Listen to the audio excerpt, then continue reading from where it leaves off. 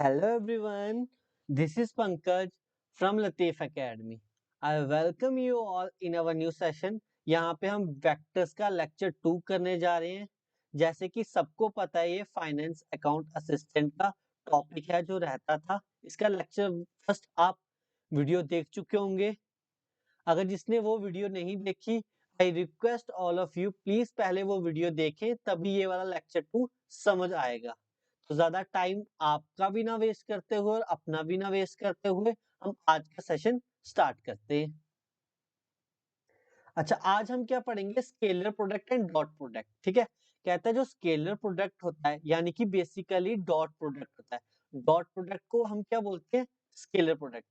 कहता है दो वेक्टर्स यानी कि एक वेक्टर हो गया ए, दूसरा हो गया बी। अगर दो वेक्टर हैं और उनके बीच में एंगल थीटा बन रहा है तो उनका स्केलर प्रोडक्ट या डॉट प्रोडक्ट डिनोट किया जाएगा ए वेक्टर डॉट बी से, जिसकी वैल्यू इक्वल होगी magnitude of A vector into magnitude of B vector into cos of theta. अब आप सबको पता है मैग्नीट्यूड को मैं ऐसे लिख सकता हूँ और बी के मैग्नीट्यूड को मैं इस तरीके से लिख सकता हूँ, यानी कि A vector dot B vector की वैल्यू क्या होगी?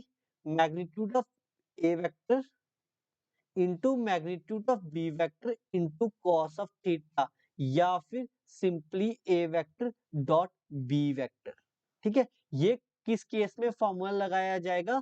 जब हमें मैग्नीट्यूड पता होगा और हमें एंगल उसके अराउंड पता होगा। क्लियर? ओके। कहता अगर angle angle between two vector is zero, अगर दोनों के बीच में एंगल कितना जीरो है, then angle between two unlike vector is pi. जो दोनों डिफरेंट वेक्टर हैं उनके बीच का एंगल क्या होगा? पाई होगा।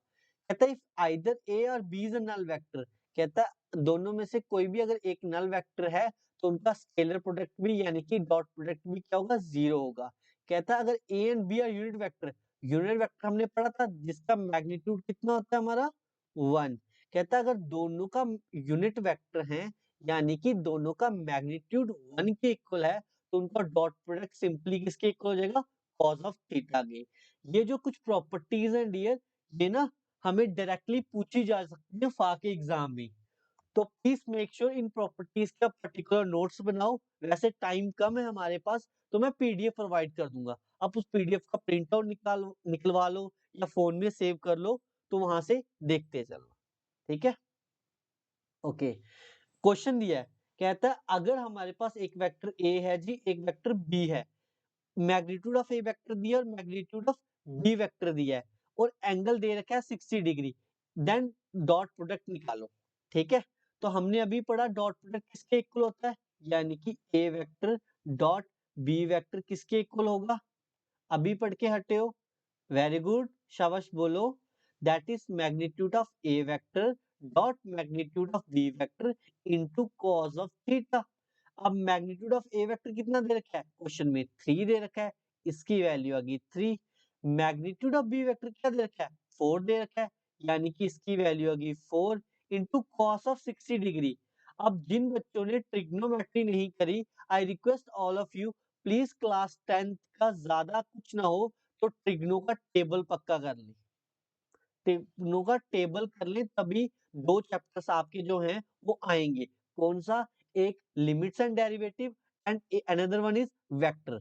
ठीक है, ये दोनों और कुछ हद तक हमारे कोऑर्डिनेट ज्योमेट्री में भी यूज होगा।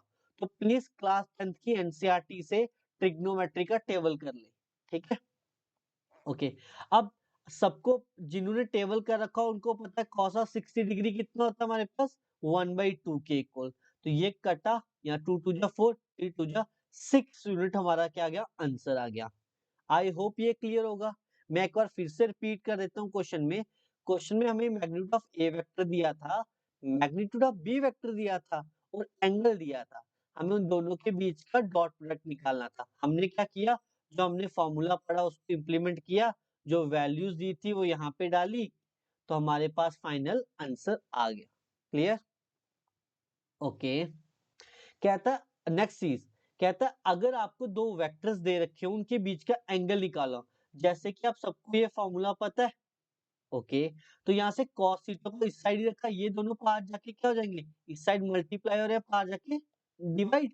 तो ये इसके इक्वल बन जाएगा cos of theta is equal this, but हमें क्या निकालना है, angle, that is theta is equal to cos inverse of this. आपको ऑप्शंस में कई बार ये दिख सकता है cos इनवर्स इक्वल टू 1/2 या कुछ भी, मतलब जो वैल्यू आएगी, ठीक है। तो आपको टेंशन नहीं लेनी, आपको वो आंसर को मार्क कर देना, ठीक है। अब इसी टाइप का क्वेश्चन आ गया कुछ, ठीक है। कहते हैं ए एंड बी दो वेक्टर्स हैं, बिल्कुल हैं जी।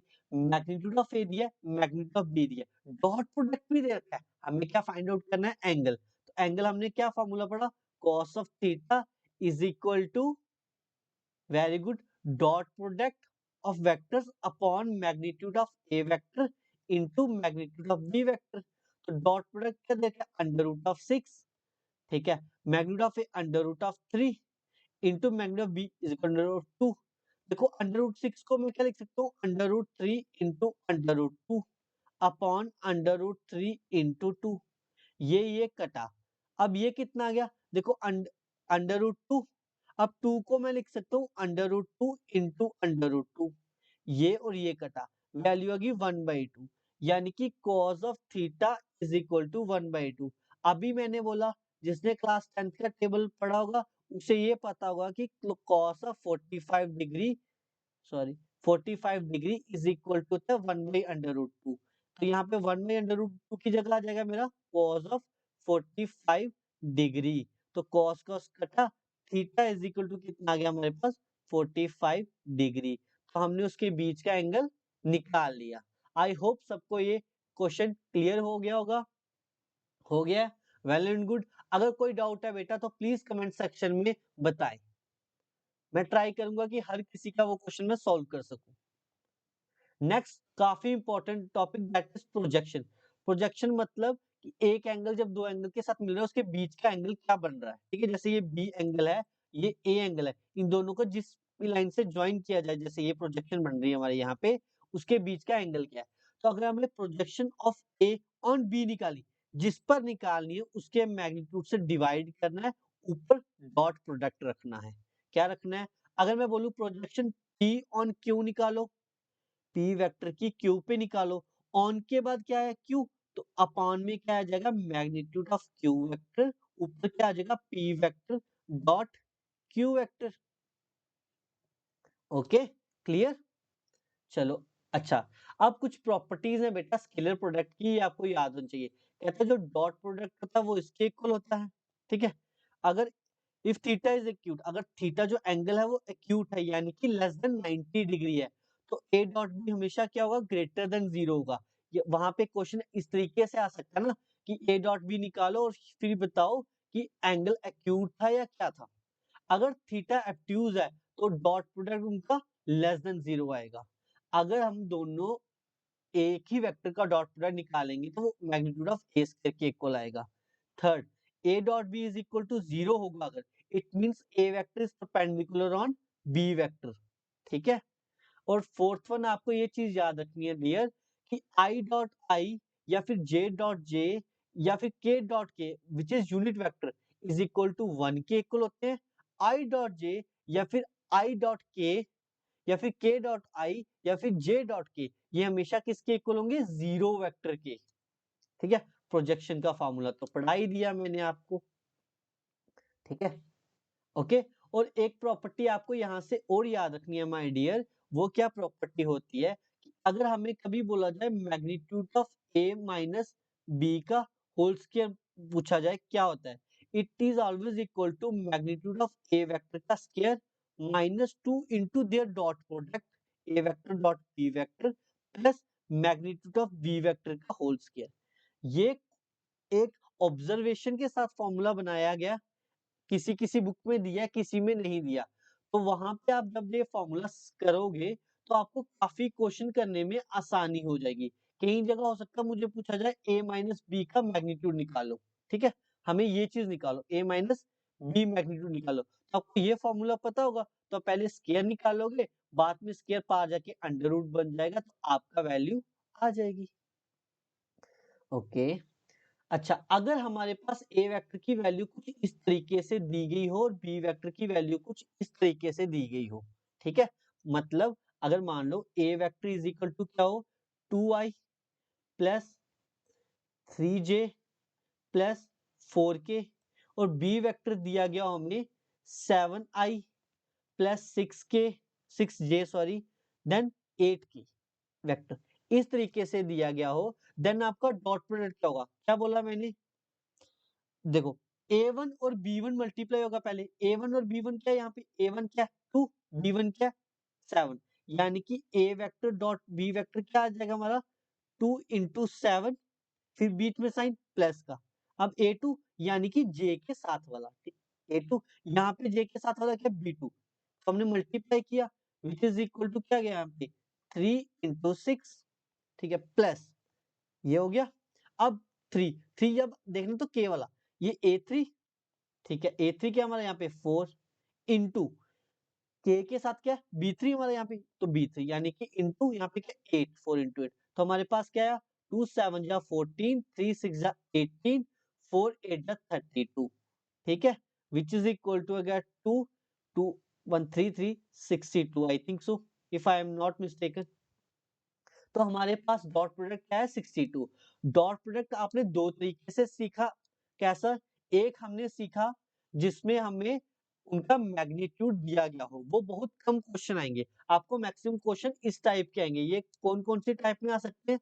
ये हमें आ सकते हैं बेटा मैट्रिसेस में काम आ सकता है, डॉट प्रोडक्ट डिटर्मिनेंट वाले चैप्टर में आ सकता है, देन वेक्टर वाले चैप्टर में आ सकता है। तो दोनों के लिए देखो, डिटर्मिनेंट में तो आपको डॉट और क्रॉस प्रोडक्ट निकालना आना चाहिए ना, तो वो हम यही से सीखेंगे। तो आपको ये वाला फॉर्मूला या फिर सिंपली ये वाली एग्जांपल याद रखनी है।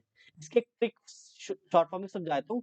जैसे देखो, कहीं पे आप इस तरीके से लिखना, जैसे दो वेक्टर्स का डॉट प्रोडक्ट निकालना है, तो आप किस तरीके से लिखोगे? ऐसे लिखोगे, जैसे 2i प्लस 2j मान लो कुछ भी है, प्लस 3k, ठीक है, यहाँ पे 6i plus 7j plus 4k, इस तरीके से आप लिखोगे। कैसे? हमेशा इस सीक्वेंस में। तो आप क्या करोगे?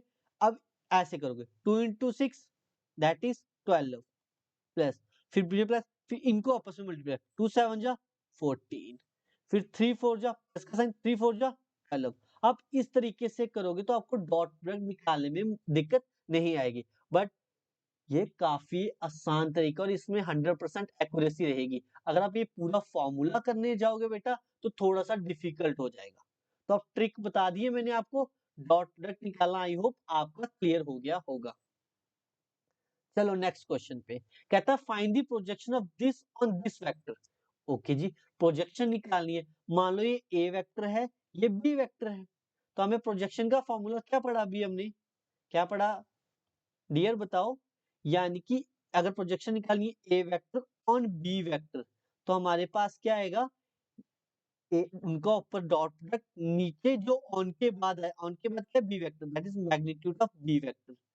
तो मैग्नीट्यूड निकालना सिखाया था, तो सबसे पहले मैग्नीट्यूड ऑफ बी वेक्टर निकालते हैं, विच इज इक्वल टू क्या आएगा? जो यहाँ पे आई के साथ है उसका स्क्वायर, फिर बीच में प्लस, फिर जो जे के साथ है उसका स्क्वायर, ठीक है, फिर बीच में साइन प्लस का, फिर जो के साथ है उसका स्क्वायर, ठीक है, विच इज इक्वल टू कितना आ गया? Under root of 4 plus 9 plus 36, which is equal to under root of 14 9, which is equal to 7 answer. तो इसकी वैल्यू तो आ गई माय डियर 7। अब हमें डॉट प्रोडक्ट भी निकालना है, तो डॉट प्रोडक्ट किस तरीके से निकालना सिखाया है? तो आप क्या लिखोगे? ए वेक्टर ऊपर नीचे बी वेक्टर, यहाँ पे आई प्लस 3j प्लस 7k, यहाँ पे 2i -3j, तो आप इसको पहले प्लस में कन्वर्ट कर लोगे यहाँ पे माइनस लगा के, फिर प्लस 6k वेक्टर, ठीक है। अब देखो, इस जिसके साथ कुछ नहीं होता उसका 1 होता है, जिसका कोई नहीं उसका 1, तो 1 इंटू 2, 2 आ गया, आई नहीं लिखी, फिर बीच में प्लस साइन का, 3 into -3 which is equal to -9, ठीक है, 7 into 6 which is equal to 7 6 जा कितना होता है? 42, तो ये कितना है? 2 -9 plus 42 which is equal to हो गया 35। तो इसकी वैल्यू डाल दी 35 यहाँ पे, ठीक है, 7 1 जा 7, 7 5 जा 35, तो हमारे पास इसका आंसर क्या आया? 5। आई होप ये क्वेश्चन क्लियर होगा। क्लियर है? तो चलो अगले क्वेश्चन पे। क्वेश्चन बोल रहा है कि आपको यहाँ पे क्या निकालना है, बी प्लस सी की प्रोजेक्शन निकालनी है ए पे। ए ये दे रखा है, बी ये दे रखा है, सी ये दे रखा है। तो बेटा अगर आपको बी प्लस सी की प्रोजेक्शन निकालनी है किस पे, ऑन ए पे, तो आपका आंसर क्या होगा, जो ऑन के बाद है उसको नीचे, that is magnitude of A vector. ऊपर क्या आएगा, B vector plus C vector, इनका डॉट प्रोडक्ट किसके साथ, ए के साथ। तो सबसे पहले मैग्नीट्यूड ऑफ ए वेक्टर निकाल लेते हैं जी, ठीक है। सॉरी, अंडर रूट ऑफ आई के साथ क्या, 2 यानी कि 2 का स्क्वायर, प्लस जे के साथ क्या, -2 यानी -2 का स्क्वायर, प्लस के साथ क्या माय डियर, 1 यानी कि 1 का स्क्वायर। ठीक है ना, यही है, मैं कुछ गलत तो नहीं कर रहा, नहीं कर रहा। तो ये क्या गया बेटा, 4 -4 plus 1, if I am not mistaken then it is equal to क्या आएगा यहाँ पे, 4 -4 कट गया, सॉरी -2 का स्क्वायर था ना, तो प्लस का 4 यानी कि under root of 9 which is equal to 3। That is, इसकी जगह तो बेटा आप सीधा सीधा डाल दोगे 3। अब बी प्लस सी वेक्टर निकालना है ना, तो एडिशन ऑफ वेक्टर कैसे होती है, B vector plus C vector करना हो तो पहले बी वाले लिखो, बी का लिखो i plus 2j plus -2k plus 2i -j plus 4k vector. I वाला यहाँ पे 1 है, यहाँ पे +2 है यानी कि 3i। जे वाला यहाँ पे 2 है, यहाँ पे माइनस है, तो माइनस का प्लस का j, plus minus minus, but sign बड़े वाला। यहाँ पे क्या, माइनस का 2k, यहाँ पे प्लस का 4k, तो प्लस का 2k। ओके, तो हमें डॉट प्रोडक्ट किस किसके बीच में निकालना है बेसिकली, अब 3i प्लस जे प्लस 2k यानी कि b प्लस सी तो यही है ना, और साथ में a वेक्टर का, a की वैल्यू 2i, मैंने क्या माइनस वाला उसको प्लस लिख लो, यहाँ पे -2 इस तरीके से लिख लो ताकि निकालने में हमारी आसानी है। अब 3 2 जा 6, 1 इंटू -2 दैट इज माइनस का 2, ठीक है, 2 इंटू 1 दैट इज प्लस का 2, ये 2 कटा यानी कि 6, ऊपर आ गई वैल्यू 6, ऊपर 6 नीचे 3, तो कट गया 2, क्या आ गया आंसर, हमारा आंसर क्या है बेटा 2। तो काफी आसान क्वेश्चन है, कोई दिक्कत नहीं है। तो चलो नेक्स्ट क्वेश्चन पे फिर। अब कुछ रूल्स है इंपॉर्टेंट जो मैं आपको पहले ही बता चुका हूँ, एक लेकिन बाकी भी करने हैं। अगर आपको ए वेक्टर, यहाँ पे वेक्टर्स हर किसी में आएगा, ठीक है, यहाँ पे वेक्टर आएगा, ठीक है, मैं समझा देता हूँ। कहता है अगर A vector plus B vector into A vector minus B vector हो तो वो इसके इक्वल आएगा, ये आपको लर्न करने है। अगर A vector plus B vector होगा का होल स्क्वायर होगा तो A vector square plus B vector का स्क्वायर, मैग्नीट्यूड ऑफ दिस, सबके ऊपर वेक्टर का साइन आएगा, ठीक है। पहला ये, दूसरा ये माइनस का होगा तो क्या A vector square magnitude of A vector square plus magnitude of B vector square -2 into their dot product. अगर ये आ गया तो इसका मतलब 2 into magnitude of A vector square plus magnitude of B vector square. But अगर यहाँ plus की जगह माइनस आता है तो यह क्या बन जाएगा, सीधा 4 इंटू ए डॉट बी, और A dot B is equal to this, ठीक है। अगर कहता है आपके पास ये कुछ इंपॉर्टेंट रिजल्ट है, अगर कहता है आपको magnitude of A vector plus B vector आता है A vector plus B vector के equal, then A is parallel to B. But अगर यही मैग्नीट्यूड उनके नेगेटिव वाले मैग्नीट्यूड के इक्वल आ जाता है, then A is perpendicular to B. And last one, A vector dot B का होल स्क्वायर हमेशा किससे छोटा होगा, magnitude of A square into magnitude of B square.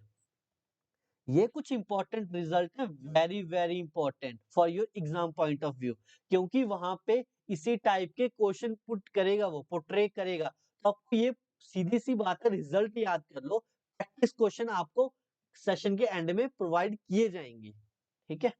Next question कहता है projection of if A and B are two vectors, okay, magnitude of A vector दे रखा है, मैग्नीट्यूड ऑफ बी वेक्टर दे रखा है, डॉट प्रोडक्ट भी दे रखा है, हमें ये फाइंड आउट करना। अभी इसके रिलेटेड प्रॉपर्टी क्या पढ़ी हमने, a vector dot minus B vector का होल स्क्वायर किसके इक्वल होता है, मैग्नीट्यूड ऑफ ए वेक्टर का square minus, sorry plus, sorry हाँ plus magnitude of B vector का स्क्वायर -2 इंटू ए वेक्टर डॉट बी वेक्टर। क्या इन सबकी वैल्यू दे रखी है, अच्छे से रखिए सर। मैग्नीट्यूड ऑफ ए क्या है 2 यानी कि 2 का square plus magnitude of B क्या है 3 यानी कि 3 का square minus 2 into their dot product की वैल्यू दे रखी है 4 2 इंटू 4 8 यानी कि कितना है 4 plus 9 minus 8 which is equal to आ गया 5। ये किसकी वैल्यू है? Magnitude of A minus B vector का होल स्क्वायर की। बट हमें तो ये चाहिए, स्क्वायर नहीं चाहिए। तो स्क्वायर पार चला जाएगा तो क्या बन जाएगा बेटा? स्क्वायर पार जाके क्या बनता है? Very good, under root of 5। ये हमारा क्या हुआ इसका सोल्यूशन। आई होप ये वाला कंसेप्ट क्लियर। अगर ये क्लियर है बेटा देन प्लीज मेक श्योर हमारी वीडियो को लाइक करें और कमेंट सेक्शन में बताएं कि आपको कौन सा क्वेश्चन समझ अच्छे से आया, कौन सा नहीं आया। ठीक है, आप चाहो तो मुझे इंस्टाग्राम पे फॉलो कर सकते हो बाय यूजर नेम पंकज_0498। वहां फॉलो कर सकते हो। हमारे लतीफ एकेडमी चैनल को यूट्यूब पे फॉलो कर सकते हो थ्रू दिस लिंक, या फिर सीधे सर्च करके आप हमारे टेलीग्राम चैनल को ज्वाइन कर सकते हो लतीफ एकेडमी। ठीक है, जिसपे सर ने काफी अच्छे से आपको अकाउंट्स तो पढ़ा ही रखा है, बाकी कंपोनेंट भी क्लियर है आपको। ठीक है, ये रहे आपके प्रैक्टिस क्वेश्चन। ठीक है, आपने सीखा जो उसकी प्रैक्टिस कहाँ करोगे? इन क्वेश्चन के साथ। कुछ अराउंड मैंने 10 क्वेश्चन प्रोवाइड किए बट इस बार मैंने उनके आंसर भी साथ में ही प्रोवाइड कर दिए ताकि आपको बाद में कोई दिक्कत ना आए। आई होप आपको मेरा आज का सेशन काफी अच्छे से समझ आया होगा। ये आपके एग्जाम में आपकी सिलेक्शन में हेल्प करेगा। तो प्लीज हमारी इस वीडियो को लाइक करें, ज्यादा से ज्यादा शेयर करें और कमेंट सेक्शन में अपनी रिव्यूज पक्का दें। जो आप बोलोगे इम्प्रूवमेंट करने के लिए चैप्टर में इनकी वीडियोस ज्यादा फास्ट लाऊं, थोड़ा ज्यादा डिटेल में पढ़ना है या थोड़ा शॉर्ट में पढ़ना है या बिल्कुल अभी तक मैं पढ़ा रहा हूँ एग्जाम पॉइंट ऑफ व्यू से। अगर आपको डिटेल में पढ़ना है देन प्लीज मेक श्योर आप बताएं कौन सा टॉपिक पर्टिकुलर समझ नहीं आ रहा या फिर फा में कौन सा और टॉपिक की वीडियो चाहिए। तो प्लीज हमें कमेंट्स सेक्शन में बताएं। Thank you my dear and have a good day.